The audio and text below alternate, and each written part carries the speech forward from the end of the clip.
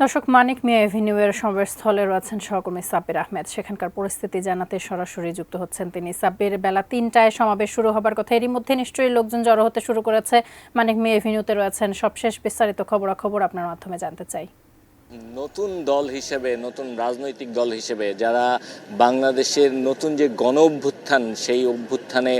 সামনে থেকে নেতৃত্ব দিয়েছিলেন, তাদের নেতৃত্বে আজকে নতুন রাজনৈতিক দলের আত্মপ্রকাশ ঘটতে যাচ্ছে এবং তাদের মধ্যে বিভিন্ন যেই সংশয় ছিল এবং নিজেদের মধ্যে অভ্যন্তরীণ যে কোন্দল ছিল, সেই কোন্দল মিটিয়ে অবশেষে আজকে এই নতুন রাজনৈতিক দল জাতীয় নাগরিক কমিটি তার আত্মপ্রকাশ ঘটতে যাচ্ছে এবং আজকে বিকেল ৩টায় এই ঐতিহাসিক মানিক মিয়া অ্যাভিনিউতে এই তাদের আত্মপ্রকাশকে কেন্দ্র করে আপনারা দেখতে পাচ্ছেন যে মানিক মিয়া অ্যাভিনিউতে পুরো এলাকা জুড়ে এই জায়গাটিতে আমরা যেটি দেখেছি যে আশপাশের রাস্তাঘাটগুলো বন্ধ করে দেওয়া হয়েছে নিরাপত্তার স্বার্থে, যেন এদিক দিয়ে এবং এদিক দিয়ে যান চলা নিয়ন্ত্রণ আরোপ করা হয়েছে। অর্থাৎ এই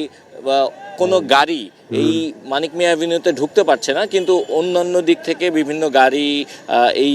একটি রাস্তার একটি অংশ ব্যবহার করে বের হয়ে যেতে পারছে এবং এইখানে রাজনৈতিক দলের নেতৃবৃন্দ থেকে শুরু করে সর্বস্তরের মানুষের, বিশেষ করে ছাত্র সমাজ যাদের অংশগ্রহণে জুলাইয়ের গণ অভ্যুত্থান হয়েছিল এবং যাদের অংশগ্রহণের মধ্য দিয়ে এই যে আন্দোলন শুরু হয়েছিল ৫ জুলাই, সেই আন্দোলন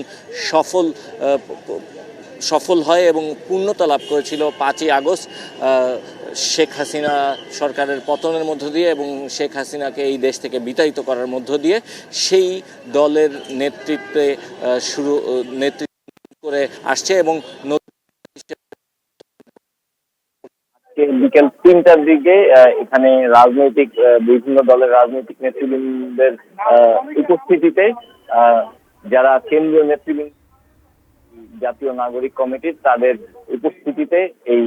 দলের আনুষ্ঠানিক যাত্রা শুরু হবে এবং আনুষ্ঠানিক এবং ঐতিহাসিক এই